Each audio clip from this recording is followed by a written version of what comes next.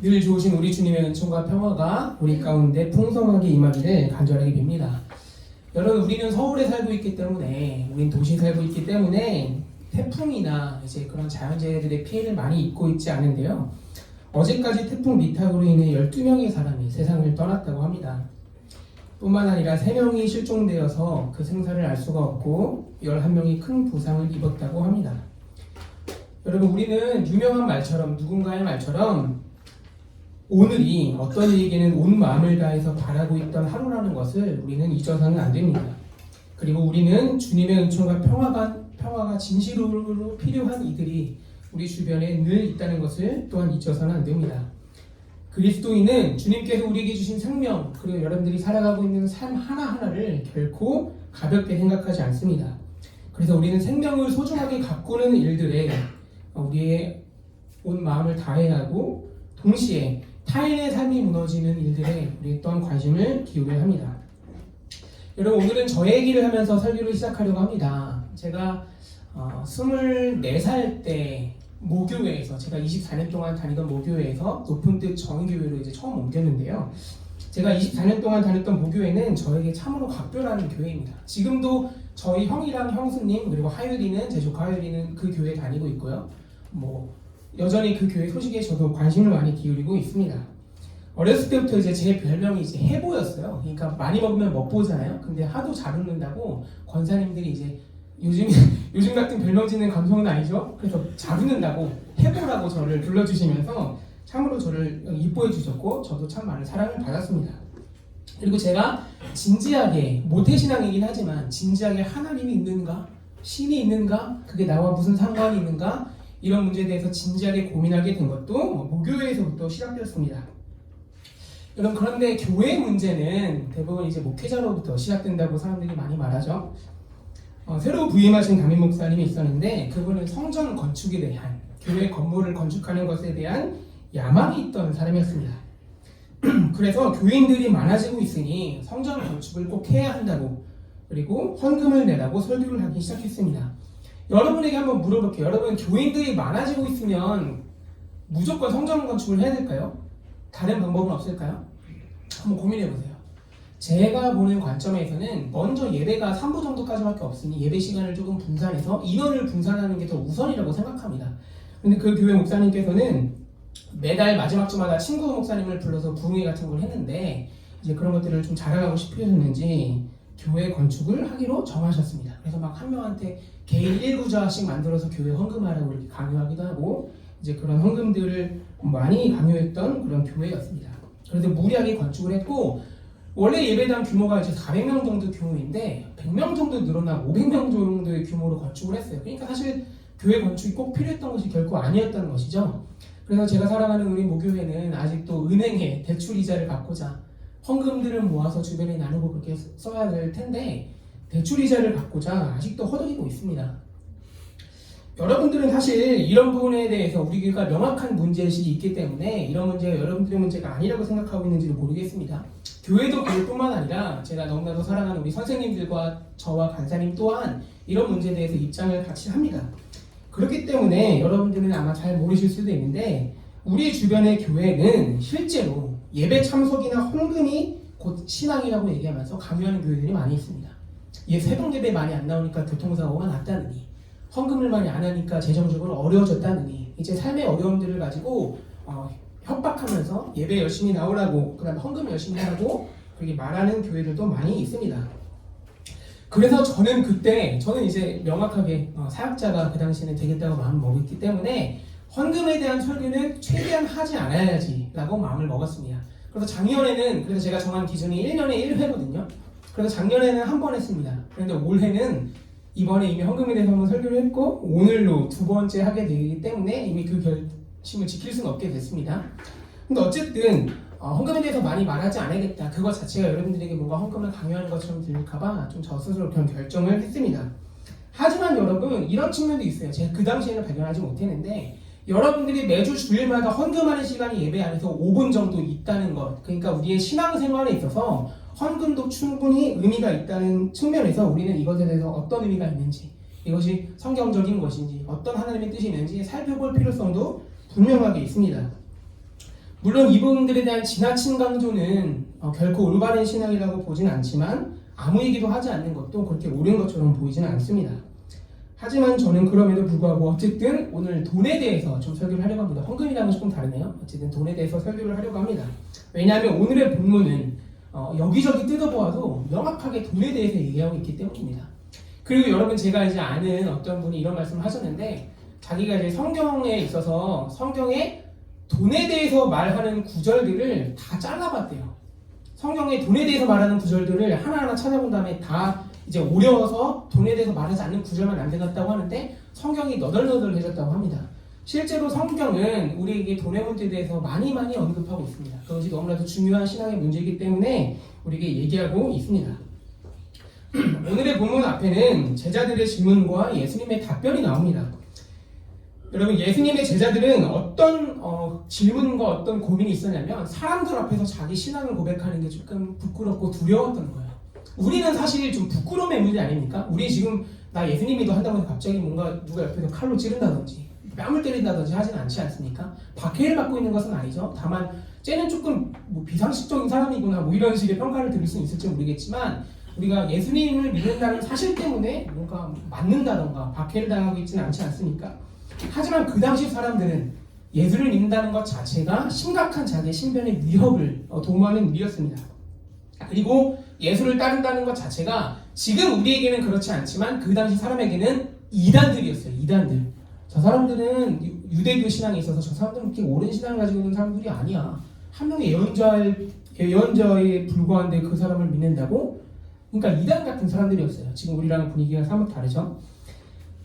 그래서 예수님께서는 자신의 제자들에게 이제 그런 두려움을 가지고 있는데 그런 제자들에게 이렇게 말씀하십니다.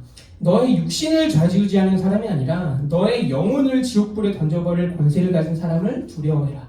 너는 네가 지금 두려워하는 이유가 결국 네가 어떤 신변의 위협 때문에 두려워하고 있는데 너의 육신에 입게 될 해를 두려워하지 말고 너의 영혼에 입게 될 해를 두려워하라고 말하면서 얼마든지 그러라고 말씀하십니다. 사람들 앞에서 자신의 신앙을 숨기지 않으면 하늘에 있는 천사들도 우리가 주님 앞에 섰을 때 그 사람에 대해서 이 사람은 정말로 참 열심히 주님을 믿었던 사람입니다 하고 시인할 것이고 우리가 하나님에 대한 신앙을 숨긴다면 그 언젠가 우리가 주님을 마주했을 때 천사들도 하나님 앞에서 우리의 신앙을 시인하지 않을 거라고 이렇게 주님께서는 말씀하십니다. 제자들의 고민은 신앙적인 고민이라고 할 수 있지 않습니까? 내가 어떻게 하나님을 믿으면서 살아가야 하는가에 대한 고민인데요. 이 고민에 대한 예수님이 말씀이 끝나고 나자마자 바로 한 사람이 예수님에게 질문을 합니다. 오늘 여러분 성경 말씀 읽으면서 조금 웃기진 않았나 싶었는데요. 이런 질문을 합니다. 선생님, 내 형제에게 부모의 유산을 나와 함께 나누라고 말씀해 주십시오. 부모가 죽고 나서 그 부모의 유산을 물려받은 거죠. 근데 자기는 많이 받지 못하고 자기 형제한테 그 유산이 다 갔다는 거예요. 그 문제를 가지고 갑자기 예수님이 신앙에 대한 문제에 대해서 질문하고 답변하고 계신데 저 유산을 나와 함께 나누라고 말하고 있는 겁니다. 그러니까 제자들이 나누고 있던 고민 상담과는 전혀 결이 다른 질문들을 예수님께 던지고 있는 겁니다. 여러분, 주석에 따르면 유산 분쟁을 해결하는 것은 그 당시 랍비들의 의무였습니다. 그 당시 종교 지도자들의 의무였어요. 우리는 지금 법정에서 그것들을 다투지만 그 당시 사람들은 지혜로운 사람, 종교 지도자들에게 이 유산 문제를 어떻게 해야 될지 함께 물어보고 그 랍비가 말하는 대로 했다고 합니다. 이 질문을 던진 사람은 예수님을 랍비 중에 하나를 보고 있기 때문에 예수님에게 이렇게 질문을 던지고 있는 것이죠. 유산 분쟁을 랍비인 예수여 어떻게 해야 됩니까? 이렇게 질문을 하고 있는 겁니다. 이 사람의 질문에 예수님께서 말씀하십니다. 누가 나를 너희의 재판관이나 분배인으로 세웠냐? 주님께서는 이렇게 말씀하십니다. 여러분 성서를 좀 잘 보시면 알 텐데 예수님은 어딘가 조금 남다른 구석이 있으셨어요. 언제는 질문에 대해서 이제 이건 이거다라고 말씀해 주시는데 또 언제는 너 그걸 왜 나한테 물어보냐? 이렇게 질문을 하지 않는다, 대답하지 않는다든지 언제는 내가 그걸 왜 대답해야 되는데 이런 식으로 오히려 질문을 피한다든지 그 질문의 자체를 문제시 여기는 부분들이 많았습니다. 어떤 질문에 대해서는 자신의 생각을 잘 말씀해 주셨고 어떤 질문에 대해서는 그걸 질문이라고 하고 앉아있느냐 대답을 하지 않으셨던 겁니다. 그런데 성서를 잘 살펴보면 예수님께서 이렇게 어떤 질문에 대해서는 대답하시고 어떤 질문에 대해서는 대답하지 않는지 그 기준이 나와 있어요. 그 기준이 뭐냐면 예수 그리스도의 사명을 잘 이해하고 있는 사람들의 질문에는 예수님께서 대답을 잘 해주십니다. 그런데 예수님의 임무와 예수님의 사명을 다른 것으로 오해하고 있는 사람들에게서는 그런 질문을 답변하고 있지 않는 겁니다. 예수님께서는 스스로를 랍비 중에 하나라고 여기지 않으셨어요. 하나님께로부터 이 세상 가운데 하나님의 나라를 선포할 임무를 부여받은 사람이라고 생각했지, 예수님께서는 그저 유대인들에게 훌륭한 선생 중에 한 명이라고 자기를 생각하지 않으셨습니다. 그렇기 때문에 예수님을 랍비로 오해하고 질문한 것이기 때문에 예수님께서 오늘의 질문에 대해서 대답하지 않으시는 거예요. 내가 그것에 대해서 왜 대답해야 되느냐? 누가 나를 재판관이나 분배인으로 세웠느냐? 주님께서 이렇게 말씀하고 계시는 겁니다. 여러분은 이 땅에서 예수님의 임무가 뭐라고 생각하십니까? 제가 이제 여름 수련회 때 하나님의 나라라는 주제에 대해서 깊이 살펴보았을 때 수많은 적어도 수십 번을 얘기한 것 같은데요. 이 세상에서 예수님의 임무는 자신의 말과 몸으로 하나님 나라의 시작을 선포하는 일을 예수님께서는 부여받으셨습니다. 예수님께서 하셔야 되는 일은 뭐냐면 하나님의 나라를 이 땅 가운데 선포하는 것, 하나님의 나라를 이 땅 가운데 드러내는 것이 바로 예수님의 임무였습니다. 예수님께서는 그 자신을 향한 사명에 100% 순종하셨어요. 나의 임무는 하나님의 나라를 나타내는 것이다 라는 그 임무와 소명에 100% 순종하셨습니다. 그리고 그는 그의 삶과 말과 몸은 진실로 하나님의 나라를 살아내는 것이었습니다. 예수님의 관심사는 자기의 삶의 모든 문제들은 온통 이 문제에 대해서만 향해 있었습니다. 하나님의 나라를 어떻게 선포할 것인가, 그리고 또한 한 사람 한 사람에게 예수님의 그 모든 시선들이 향해 있었습니다. 그래서 예수님께서는 자신에게 유산 분쟁에 대해서 질문한 이 질문을 가지고 하나님의 나라에 대한 얘기를 들려줘야겠다는 계기로 바꿔서 말씀하십니다. 그러니까 이 유산 분쟁을 어떻게 해결하는 것이 지혜롭다가 아니라 이 문제를 가지고 하나님의 나라의 관점에서 돈을 어떻게 바라봐야 하는지, 하나님의 나라의 관점에서 어떻게 부와 가난함을 바라봐야 하는지를 말씀하고 계신 겁니다. 오늘의 말씀 함께 읽어보면 좋을 것 같은데요. 오늘의 말씀 15절을 우리 함께 읽어보도록 하겠습니다. 15절 함께 읽겠습니다. 시작. 그리고 사람들에게 말씀하셨다. 너희는 조심하여 온갖 탐욕을 멀리하여라. 재산이 차고 넘치더라도 사람의 생명은 거기에 달려있지 않다. 주님께서는 가장 먼저 온갖 탐욕을 멀리하라고 하셨습니다. 왜냐하면 삶의 본질은 재산의 많고 적음에 달려있지 않기 때문입니다. 여러분, 생명의 본질은, 인간됨의 본질은, 삶의 본질은 얼마나 돈이 많느냐 혹은 얼마나 돈이 적으냐에 달려있지 않습니다. 여러분 한 명 한 명의 귀함과 존귀함은 결코 여러분들이 얼마나 가지고 있느냐 혹은 그렇지 않느냐에 달려있지 않습니다. 그렇기 때문에 조금 우리 집 재정적으로 어렵다, 기죽지 마십시오. 그게 여러분들의 어떤 존재의 가치를 증명해주지 않습니다. 여러분들이 혹시 조금 재정적으로 여유롭다 내세우거나 자랑하지 마십시오. 그것은 여러분들이 잠깐 가지고 있는 것에 불과하지 여러분의 존재는 결코 돈으로 설명될 수 없습니다. 여러분, 탐욕이란 뭐냐면 사전을 찾아보니까 더 많이 가지고 싶어하는 욕망, 지금 이미 어느 정도 가지고 있는데 더 많이 가져야겠다 하는 욕망을 탐욕이라고 얘기합니다. 그리고 필요하지 않으면서 가지고자 하는 욕망, 더 이상 필요하지 않은데, 이제 가장 큰 예가 제가 이제 차를 되게 사고 싶어 하거든요. 전 차가 필요하지 않거든요. 그런데 이제 어떤 기아의 K3라는 모델을 너무나도 사고 싶어 해요. 어쨌든 이것들은 탐욕이고 욕망입니다. 제가 버려야 하는.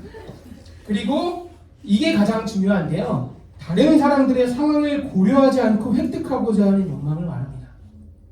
다른 사람들의 상황을 고려하거나 파악하지 않고 그저 자기가 가진 것들만 중요하게 생각하는 것. 예를 들어서 뭐 이런 거예요. 효민이랑 주영이가 플레이스테이션 3를 너무나도 갖고 싶어요. 그런데 주영이네 가정은 조금 상황이 어려워서 어머니가 어렵다, 내년 정도에 조금 사줄게. 근데 효민이네 어머니께서 어떤 보너스를 받게 된 겁니다. 그래서 이제 효민이네 어머니가 효민이에게 플레이스테이션 3를 사주셨어요. 여기서의 효민이의 반응은 옆에서 똑같이 갖고 싶어 하지만 재정적으로 어렵기 때문에 갖지 못하는 친구들을 고려해야 되잖아요. 그런데 주영이한테 가서 예스 플레이스테이션이다 이렇게 하는 게 탐욕에서 빚어진 결과입니다. 다른 사람들의 상황이나 다른 사람들의 어려움 하나도 고려하지 않고 그저 자기가 가진 것들에 집중하는 것, 그것이 바로 탐욕의 본질입니다. 여러분, 탐욕에 사로잡힌 사람은 도무지 만족하지 못하는 사람들이에요. 제가 돈이 있어 본 적은 없지만 돈은 결코 여러분 저 그런 거 보면 이해 안 되지 않아요? 재벌들이 돈이 엄청 많잖아요. 근데 한 10억, 20억 정도 그렇게 큰 돈 아닌데 그것들 탈세해가지고 조금 더 가지려고 하잖아요. 전 그게 정말 이해가 안 되거든요. 근데 그런 뉴스를 볼 때마다 돈에 대한 욕심은 많이 가지고 있더라도 상관없구나. 100억 가진 사람이 10억, 20억을 절대 가볍게 생각하지 않고 조금이라도 더 가지려고 노력하는구나. 결코 그것들에 대해서 만족할 수 없구나 저는 생각합니다. 그래서 자기 이익을 얻기 위해서 수단과 방법을 가리지 않는 사람이 바로 탐욕에 사로잡힌 사람이고요. 그 다음에 다른 이들의 가난함과 배고픔에는 전혀 관심이 없고 자기 하나 먹고 사는 것에 관심을 가진 사람들이 바로 탐욕에 물든 사람입니다. 여러분, 기독교인의 소유관, 기독교인들이 뭔가를 가진다는 것은 어떻게 바라봐야 하냐면요, 우리가 가진 모든 것은 내 것이 아니라 주님께서 나에게 맡겨주신 것이다. 그게 바로 우리가 무엇인가를 가진다는 것에 대한 관점이에요. 주님께서 우리에게 청지기로, 우리는 이 세상을 나그네로 살아가는 거거든요. 나그네는 아무것도 가지고 있지 않아요. 그저 주님께서 우리에게 맡겨주신 것들을 이 세상 가운데 나눌 뿐입니다. 1번, 우리는 주님께서 우리에게 맡겨주셨을 뿐이다.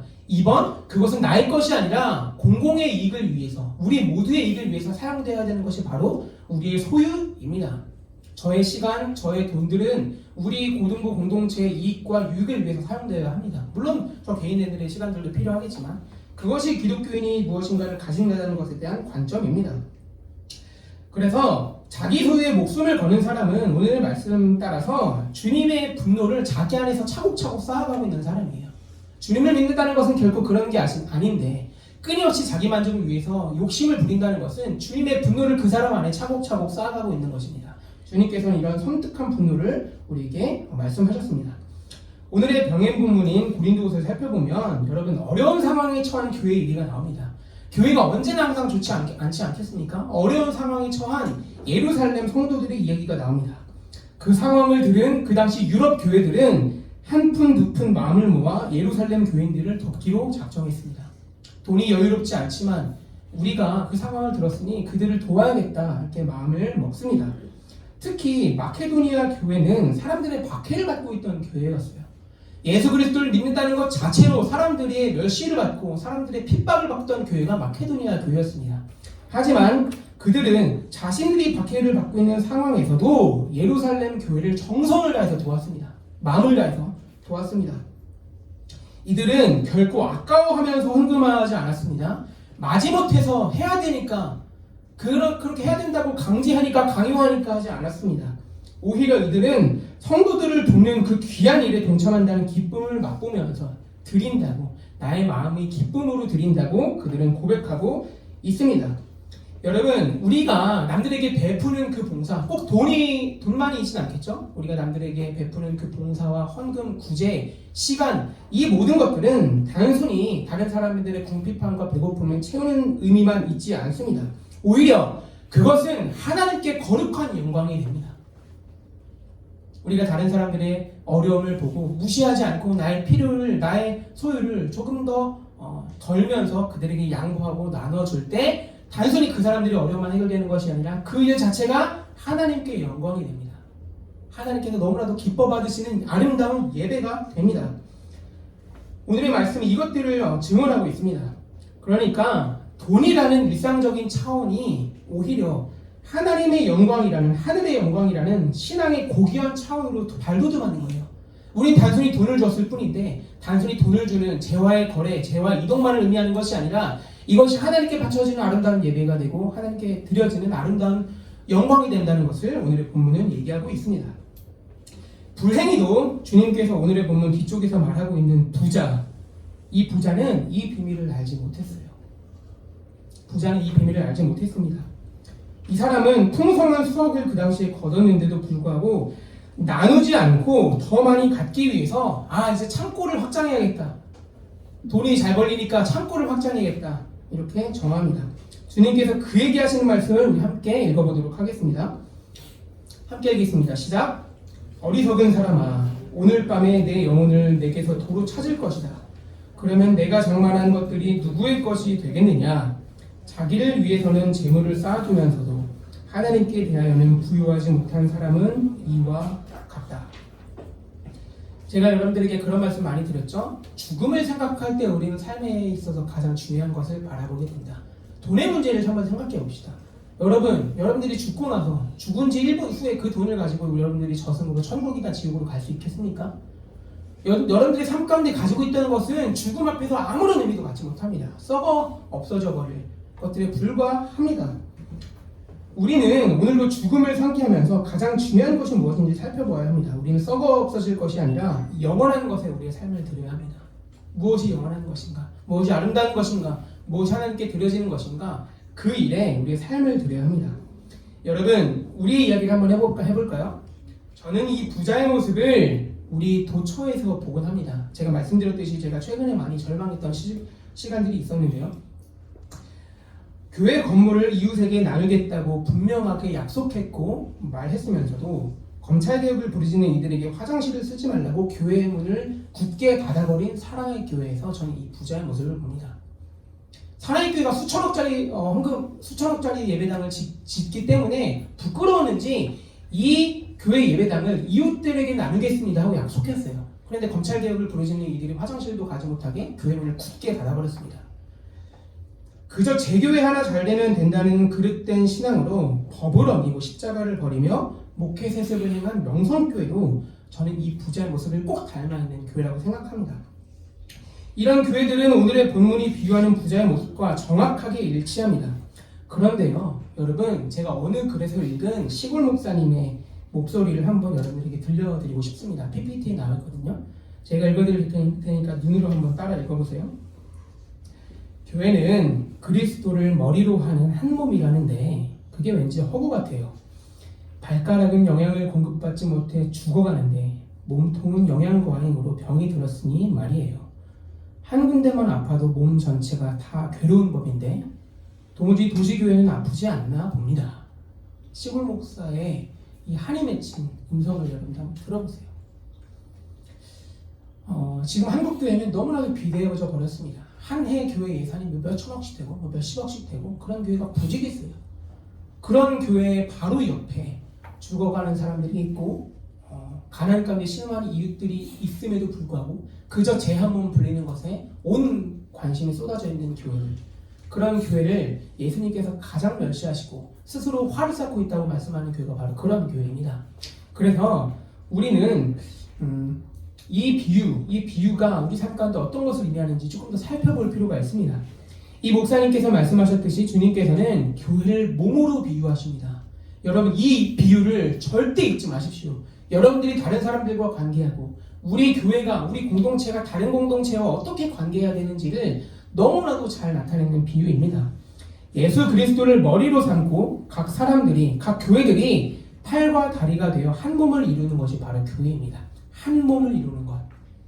여러분, 제가 팔이 아플 때 나 아파라고 얘기하잖아요. 배가 아플 때 나 아파라고 얘기해요. 배만 가끔씩 뭐 그렇게 얘기하죠. 배가 아파, 특정한 부위를 지정하기도 하지만 보통 나 많이 아파 이렇게 얘기하잖아요. 그것은 바로 어디 한 곳이 아픈 게 그것만의 문제로 끝나지 않고 우리 몸의 문제라는 것을 얘기하는 거예요.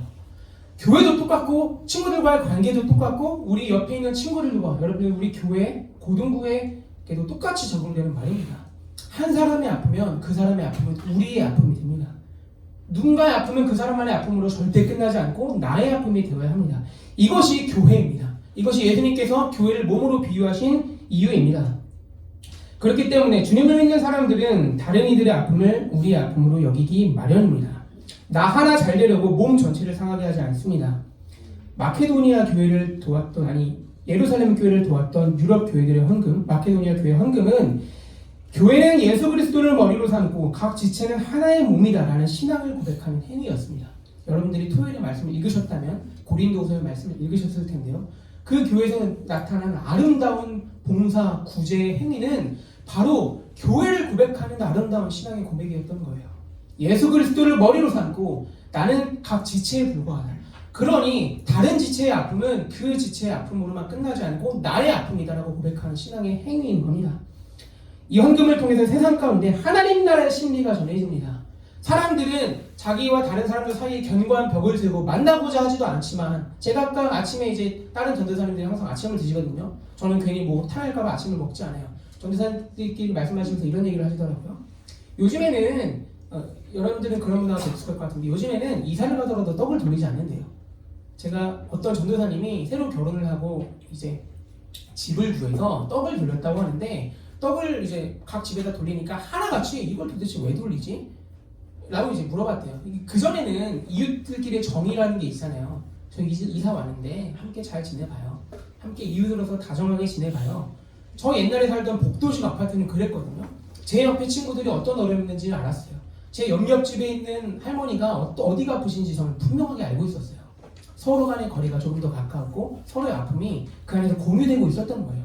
그런데 저 지금 앞집이랑은 전혀 교제가 없거든요. 부끄러운 고백입니다. 그리스도인은 그래서는 안 돼요. 그런데 이제 조금씩 사람들은 서로 간의 사이에 벽을 두고 만나고자 하지 않고 관심을 기울이지 않고 그저 제3 하나 간수하기 바쁜 시대를 살고 있는 거죠. 여러분, 그리스도의 길은 결코 그 길이 아닙니다. 오히려 그 벽에 균열을 일으키고 무너뜨리고 다른 사람들과 끊임없이 만나고자 하고 더 나아가 그 아픔을 우리의 아픔이라고 고백하는 것이 바로 그리스도인들입니다. 교회의 거룩함과 신비는 바로 그러한 만남을 통해서 그러한 봉사를 통해서 그러한 헌금을 통해서 드러나게 되는 겁니다. 그 무엇보다 주님께서는 그 일들을 통해서 큰 영광을 받으십니다. 제가 그런 예배를 비판하는 게 아닙니다. 찬양 집회에 가서 눈물을 흘리고 예배하는 것보다 더 아름다운 하나님께 드려지는 예배는 다른 이들을 향한 공감과 헌신입니다. 우리가 이곳에서 드린 예배보다 더 중요한 것은 우리가 삶 가운데 이 예배 때 드린 말씀들을 실천하는 것, 그것이 하나님께 드려진 더욱더 고귀하고 아름다운 예배입니다. 사랑하는 고등부 여러분, 우리는 오늘 돈은 결코 돈의 문제로만 끝나지 않는다는 것을 살펴보았습니다. 주님께서는 그래서 우리에게 재물이 있는 곳에 너의 마음이 있다고 어쩌면 되게 세속적으로 보이는 말씀을 하셨는지도 모르겠습니다. 정말 아니에요? 이거 정말 진리 아닙니까? 내 돈이 있는 곳에, 내 돈이 지출되는 곳에 내 마음이 있기 마련이에요. 이것은 정말로 불변의 진리입니다. 우리가 가진 것들 중에서 하나도 나의 것이라고 할 수 있는 것은 없습니다. 이 모든 것은 주님께서 모두를 위해서라고 나에게 맡겨주신 거예요. 모두를 위해서 사용하라고 나에게 맡겨주신 것입니다. 우리는 잠시 이 땅을 거쳐가는 나그네에 불과합니다. 나그네는 아무것도 가지지 않아요. 길을 떠나야 하기 때문에. 나그네는 손이 가벼운 사람, 가방이 가벼운 사람, 발이 가벼운 사람이 바로 나그네입니다. 꼭 그만큼 탐욕과 거리가 먼 사람, 그 무엇도 지나치게 필요 이상으로 가지려고 하지 않는 사람, 다른 사람들의 어려움들을 무시하면서 자기 것들을 가지려고 하지 않는 사람이 바로 나그네입니다. 우리 또한 우리가 가진 것들에 대해서 주인 행세하지 맙시다. 우리가 가진 것들을 어디에 쓸 것인지 깊이 고민하며 하나님의 나라를 함께 이뤄냅시다. 여러분들의 삶 가운데 갖고 있는 수많은 것들이 있을 겁니다. 돈, 공부, 관계, 여러분들이 행하는 모든 삶의 일들은 단지 그 일들만의 문제로 끝나지 않습니다. 오히려 그것들은 하나님의 나라가 무엇인지를 세상 가운데 드러낼 수 있는 매개체이자 도구입니다. 우리의 신앙을 드러내는 것은 잠깐 일주일에 한 번 2시간 동안의 예배가 아니라 세상 가운데 우리에게 주어진 것들을 어떻게 사용하고 어떻게 남들에게 베푸는가, 그것이 바로 우리의 신앙을 드러내는, 하나님 향한 우리의 믿음을 드러내는 행위입니다. 나그네인 우리에게 우리가 가진 것들의 제자리는 바로 나의 소유, 나의 주머니가 아니라 다른 이들의 손과 다른 이들의 아픔입니다. 이것이 오늘 우리에게 주신 하나님의 말씀입니다. 다 함께 기도하겠습니다.